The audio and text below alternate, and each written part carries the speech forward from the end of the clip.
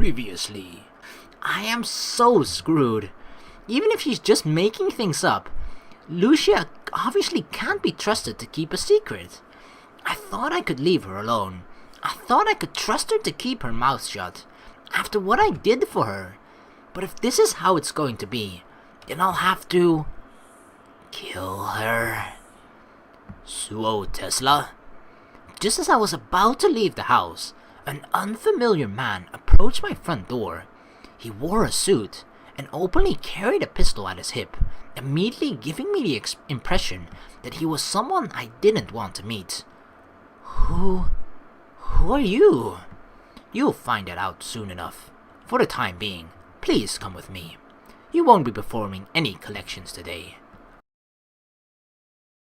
What's up, people? We are back with more of Sickness. The full game just got released today after like a week and a half of sort of a pause between the last video and now, mainly because this is exactly where the demo ended, and I played through this just now really quickly, making all the same decisions, and yeah, right up to I believe what is going to be chapter 6 now, so let us continue.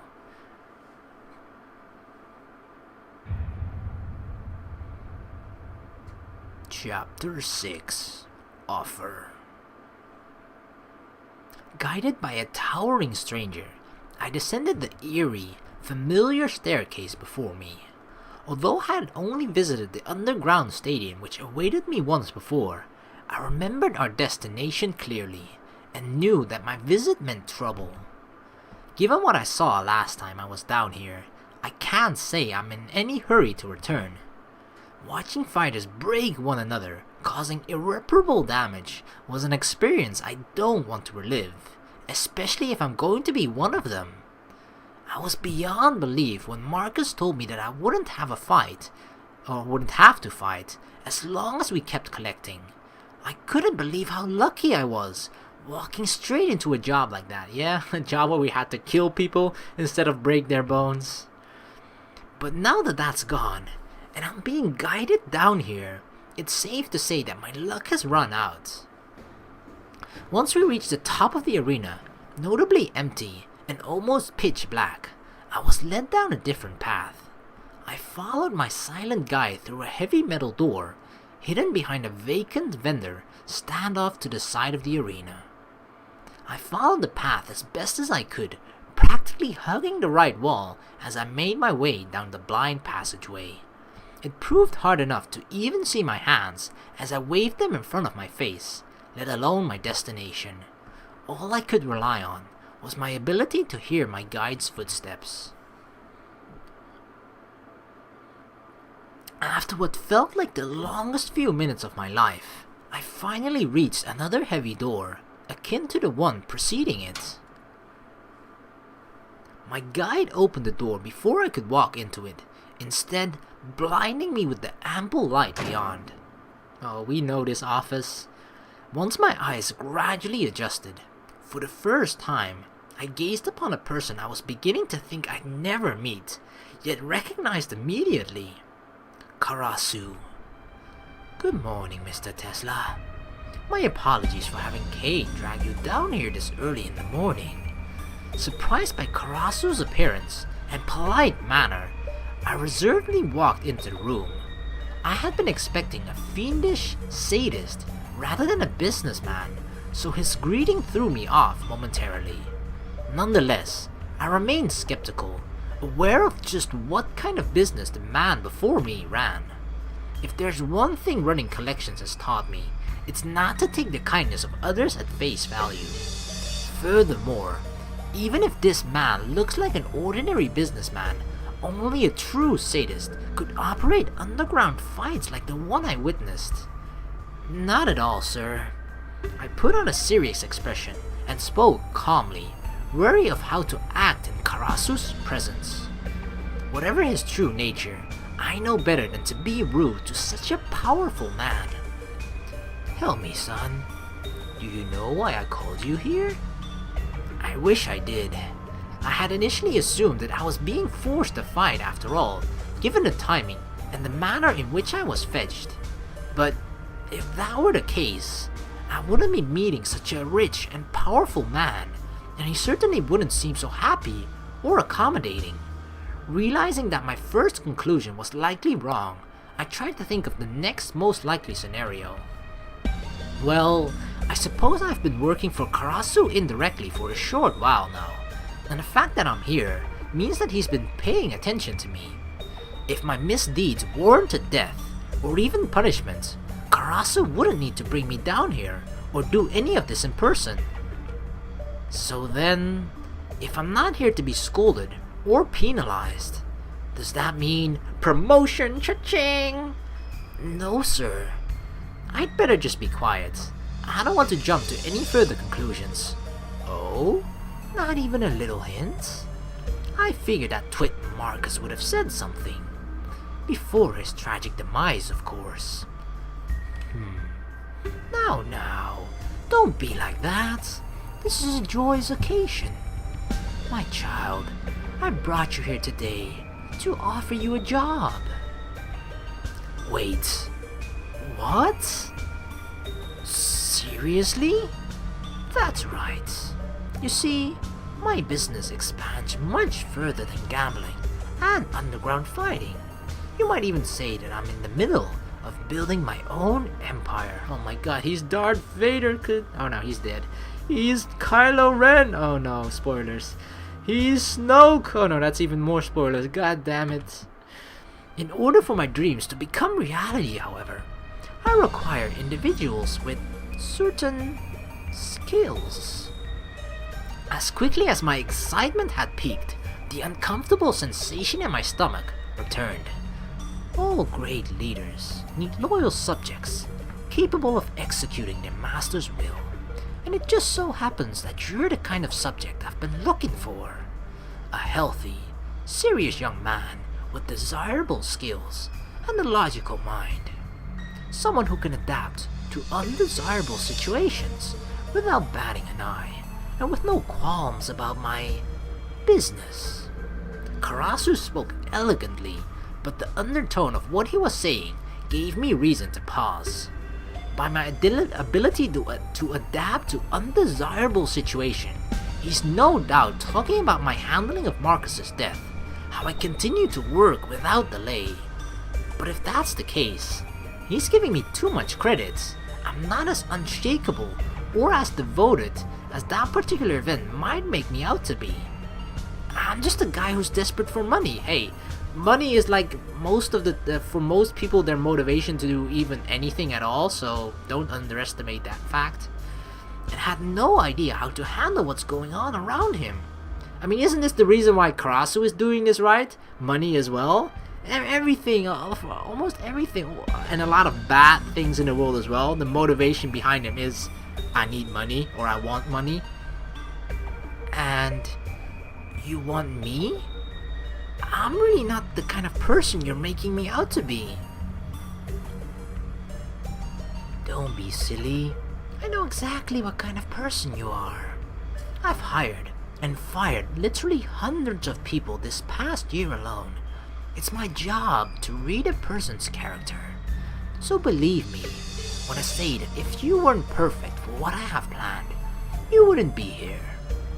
If we had to fire literally hundreds of people this past year alone, isn't that proof that Karasu's a terrible judge of character?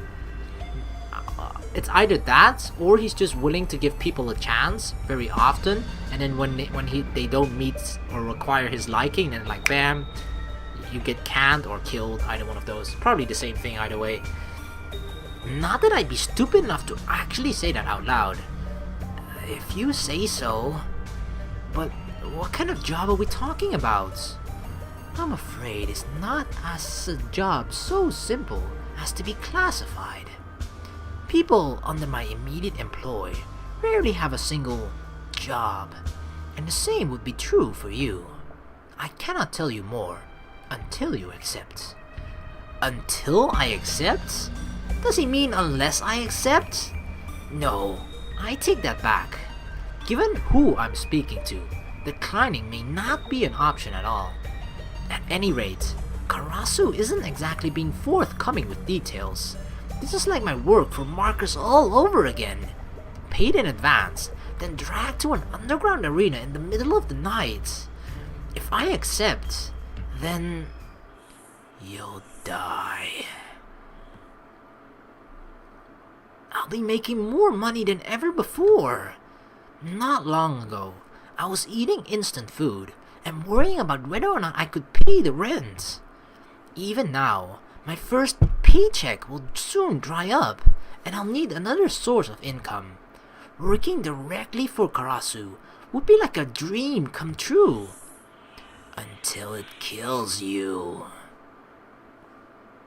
Yes, chances are that the job will be dangerous. This offer only manifested after I killed 3 people and left behind my deceased partner. With my suddenly bloody and dubious track record, there's no way this job offer can be anything peaceful or legal. Am I really okay with that? While it's true that I've never been a moral person, I can't deny that I've fallen quite far in a shockingly short period of time. Is this my last chance at turning my life around? Or have I already progressed past the point of no return? So that's how it is, huh? I understand your reservation. I know that you're only just getting used to your new life. You've only been working for me for 2 weeks now after all. It makes sense that you need more time to come to a decision. I mean, this is a life-changing opportunity, and it's not one you can easily walk away from. However, there is one thing that you should understand. Karasu moved away from his desk, slowly creeping towards me as he spoke. Have you never wondered why a town like this, one so horribly discriminate, has such a low crime rate? It's because this is a town where crime itself doesn't exist. Police, judges, politicians, they're all controlled by those with money and power. If they say something is legal or a person is innocent, then that's how it is. And as one of those wielding such power and wealth, the one who will soon own this town of legal crime is standing right in front of you. So whether you want to succeed, live an enjoyable life, or simply survive, I am the one you must pray to. Dang, that's actually quite frightening. I expect an answer by the end of the week. Oh my god. Having already lost an hour from my morning, I mindlessly wander around the city, unsure of what to do with myself. My day has been thrown into disarray the moment Kane showed up on my doorstep, and with his insistence that I not show up to work, my entire schedule had been cleared. All that left me with was Karasu's proposal and the weight associated with such a decision. Working for Karasu directly. Who would have thought that getting my partner killed would lead to such an opportunity? Whether or not it's an opportunity I actually want, however, is another matter altogether. Speaking objectively, I'd surely be making good money. I'd have a constant source of revenue, be able to look after Sara, and maybe even rent a place closer to our old home. On the other hand, any job offer earned through homicide is bound to be dangerous, not to mention illegal. No matter how well it pays, a job that gets me killed isn't worth pursuing. But that's something that we did before this, right? And we somehow didn't have a problem with it then. Why do we have a problem with it now? Faced with the dilemma of unplanned free time, I unconsciously made my way towards Andre's gym, ready to put my worries aside for a while as I focused on training my body. Until I arrived, however, my concerns weren't going anywhere. Being a collector may pay well, but it isn't terribly interesting. It's also dangerous, as Marcus's death has shown. With that in mind, accepting Karasu's offer might not be a bad idea. If I'm going to risk my life at work every day, I might as well climb the criminal ladder while I do so. And even if I do wind up doing something despicable, I'd rather stoop to a new low than get my guts blown out by some middle-aged whack job. That just leaves me with a new, higher paying, potentially safer, and more interesting job offered to me on a silver platter. This should really be a no-brainer. That's kind of true. You have to do the dirty work first before you sort of get a cushier job, right? Because that's the thing, even if you just were to compare it to like a corporate job or something, first you gotta do the sitting at a desk for 12 hours straight or something and just doing paperwork or doing stuff on the computer before you actually are able to climb the ladder as a right, and get like a cushier job as the manager position, CEO, whatever the frick. Ending my train of thought early, I arrived at Andre's gym. I entered the gym through the side door that Marcus and I would usually use, quickly wondering why I bothered. Damn, this place is totally deserted. I can't hear a thing. The lights are off. Aside from the unlocked door, there's no indication that anyone should be here. I guess this explains why we've always gone after work. I thought that gyms typically opened early in the day, but apparently not. Oh well, serves me right for trying to take the initiative. I turned around to leave, sensing a presence behind me the moment I did. Gah! What the hell was that? Is someone here after all? Fuck! I tried running to the door, but after a few steps, my assailant struck again. Struck from behind, I fell to the floor without so much as a glimpse of my attacker. You're dead. Cold steel pressed against my throat, accompanied by a low, emotionally deprived voice I'd never heard before. In a matter of seconds, I had found myself face down, injured, and left with a knife against my throat, outmatched at every turn by my attacker. I take the job, please, I take it. But as I braced myself for the worst, the steel against my throat disappeared, leaving behind only the fear and anxiety it brought with it. Honestly, I don't see why that man's so fascinated by you. The gym's lights slowly turned on, gradually increasing from a low dim to what I'd considered adequate lighting. Having regained my dominant sense, I turned around to lay my eyes on my attacker, not at all surprised by the sight awaiting me. So, you must be Mr. Tesla. Master said to expect you by noon. Behind me was a young man, a few years older than me, dressed in nothing but black. Ninja! My name is Leon. Pleased to meet you. Leon extended his hand right towards me as he spoke. Rather than shake Leon's hand, however, I simply glared back at him, none too happy about the initial greeting he offered. 1 second he has a knife against my throat, the next he wants to shake my hand? It was a test. Forget it. It's a little late to be acting friendly now. Seeing that I had no intention of obliging, Leon eventually retracted his hand. Fine then, if that's how you want to do this, let's jump right in. Leo turned his back to me and started to walk towards the ring. Without saying another word, Leon gestured for me to follow him into the ring, opening the door on the cage and inviting me in. Oh my god. He quickly shuffled through an assortment of weapons and pulled out 2 wooden swords. It's not a katana though, right? Or it's a wooden katana. Throwing one over to me and taking the other in hand. Any experience with a weapon? Though worried about the intent behind Leon's statements, I calmly thought over this question. I've used things like baseball bats and other sporting equipment, but I doubt that's what he means. The only tool I've used to hurt others is the knife I bought, assuming that counts. No, none. Too bad. Oh my god, today's gonna be a long day. So he's like training us. He definitely works underneath Karasu. After less than an hour of training with my new instructor, I could barely move a muscle. I found it impossible to even defend myself against the onslaught, let alone fight back. I thought that I would have at least stood a chance in hand-to-hand combat, but as Leon insisted in the 2 of us using weapons, I suffered an insurmountable disadvantage. What a joke. What kind of training was that supposed to be? But you just gotta look at it like boxing again, right? In our first lesson, we got beat up as hell as well. But this is with weapons, so we just gotta adjust.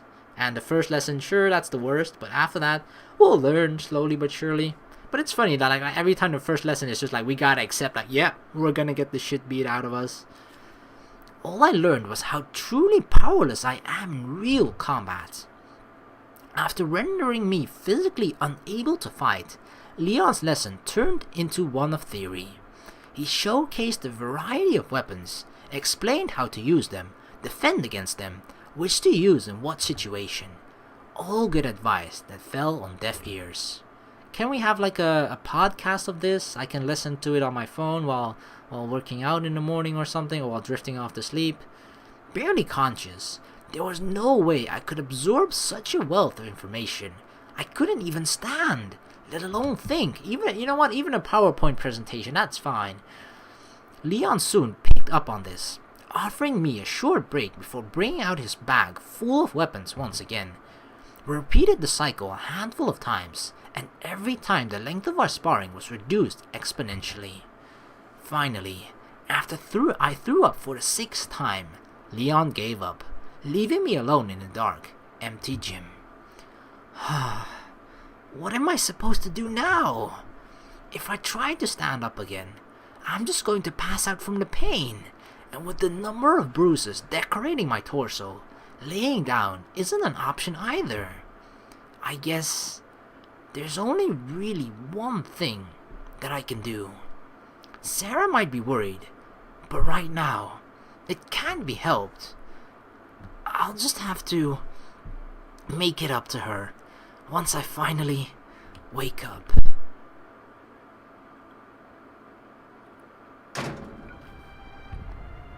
Leon, you're back early. Is the assessment over already? Yes, sir. I see. How did our new friend go? Did he meet your expectations? He's gonna say no, right? Sir, the boy has no aptitude for armed combat whatsoever. He doesn't appear to even have basic training in martial arts, let alone enough to survive. I recommend leaving him as a collector, and keep your recommendations to yourself. Explain to me in detail what the two of you went through. The boy showed up earlier than anticipated, and tried to leave soon after entering. I ambushed him in the dark as he turned to leave. He turned around at the last minute, but was unable to defend himself. That's disappointing. It wasn't until I turned the lights on and engaged him in unarmed combat that he was able to adequately protect himself. As soon as I brought out the weapons, however, that's enough. You can go now. You're the one who asked for a detailed explanation. Leon, you just gotta shut up and do what he says. By the end of our first 30 minutes together, he could barely stand. The boy is hopeless in armed combat. A little harder and I would have... Enough! What part of you can go now? Did you not understand? Are you so insecure that you need to talk badly about your colleagues? How pitiful. Colleagues? How could you compare me to that brat? Oh my god! The moment Karasu nodded, a figure appeared behind Leon, reminding him of his position. You yourself said that he preempted your first strike. Moreover, you mentioned that he was successful in defending against your unarmed assaults. Is that not what you just told me? It is, but he was just what? Just lucky? Is a little luck all it takes to preempt a trained killer? It doesn't matter. If he were a real target, I would have killed him with ease. Why does it matter if he did well in unarmed combat? If I hadn't been training, or if it hadn't been training, he would have died before ever getting the opportunity. You really don't understand, do you?